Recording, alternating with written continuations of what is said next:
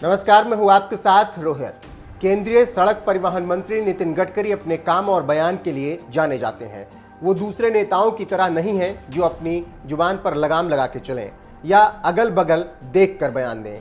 नितिन गडकरी को जो समझ में आता है वो बोल देते हैं और उनका किसी से डरना या डर के जीने का मकसद नहीं रहता है। यही कारण है कि कभी कभी नितिन गडकरी का बयान मीडिया में सुर्खियां बन जाता है। यही बात बिहार के सीएम को लेकर नितिन गडकरी के बयान से लगाया जा सकता है। ये तो आप भी जानते हैं कि बिहार के सियासी गलियारे में अक्सर यह सवाल उठते रहे हैं कि आखिर मुख्यमंत्री नीतीश कुमार का विकल्प कौन होगा, कौन इस लायक है जो बिहार का अगला मुख्यमंत्री हो सकता है।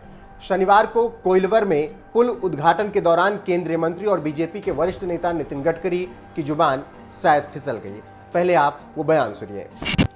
नमस्कार।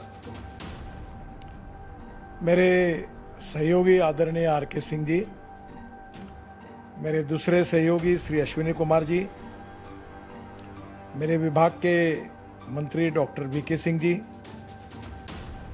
बिहार के लेजिस्लेटिव काउंसिल के चेयरमैन अवधेश नारायण सिंह जी, बिहार के मुख्यमंत्री तारकिशोर प्रसाद जी, हमारी उप मुख्यमंत्री श्रीमती रेणु देवी जी, हमारे मिनिस्टर अमरेंद्र प्रताप सिंह जी, जिनके नेतृत्व में बिहार में रोड का काम हो रहा है, वो मेरे सहयोगी मंत्री आदरणीय श्री नितिन नवीन जी, श्री राम कृपाल यादव जी, सभी मंत्रीगण, विधायकगण, सांसदगण, अधिकारीगण और उपस्थित सभी भाई और बहनों, मैं आज सबसे पहले मेरे सहयोगी आर.के. सिंह जी का धन्यवाद भी करूंगा और अभिनंदन भी करूंगा।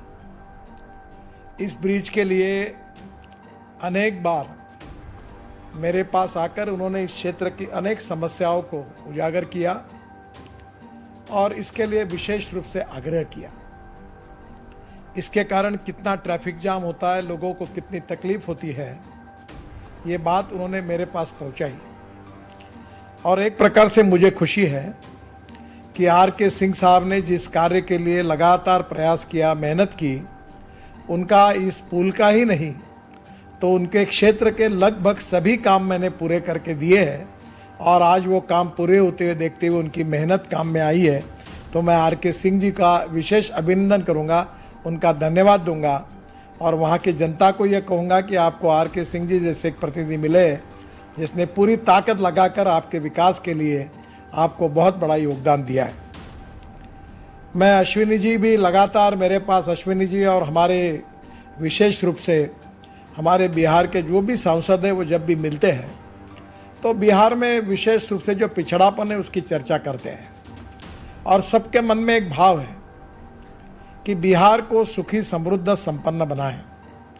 और जब जब भी अश्विनी भी मुझे जो भी बातें बताते हैं वो सब बातों को मैं निश्चित रूप से पूरी करने की कोशिश करता हूँ।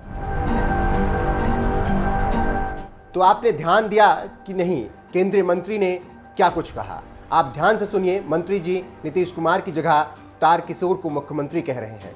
जानकारों की माने तो बिहार के मुख्यमंत्री नीतीश कुमार की जगह तारकिशोर प्रसाद ले सकते हैं और ये बड़ी बात है क्योंकि बिहार में नीतीश के नाम के बाद कोई दिखता नहीं है और जो दिखते हैं वो अपनी उम्र की ढलान पर हैं, जैसे गिरिराज सिंह, अश्विनी चौबे। ऐसे लोग अब बिहार की बागडोर संभालने के लिए ठीक नहीं है।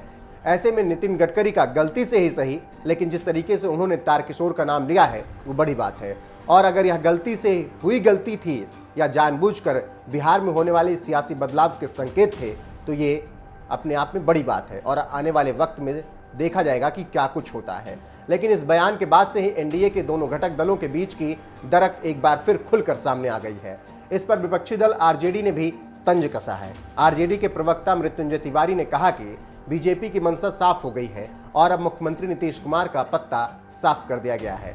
तिवारी ने कहा कि बीजेपी ने जिस तरह से कोइलवर पुल उद्घाटन को लेकर पहले मुख्यमंत्री नीतीश कुमार का नाम पोस्टर और कार्ड से हटाया और फिर जब इस मामले ने तूल पकड़ा तो आनन फानन में पथ निर्माण विभाग के पोस्टर पर मुख्यमंत्री का चेहरा दिखा दिया गया और अब उद्घाटन के समय नीतीश कुमार के मुख्यमंत्री की जगह तारकिशोर को मुख्यमंत्री बता दिया गया। लगता है घोषित कर दिया गया है। ये कैसा तुक है, लेकिन राजनीति में कुछ भी हो सकता है, उसका असर दूर तक होता है।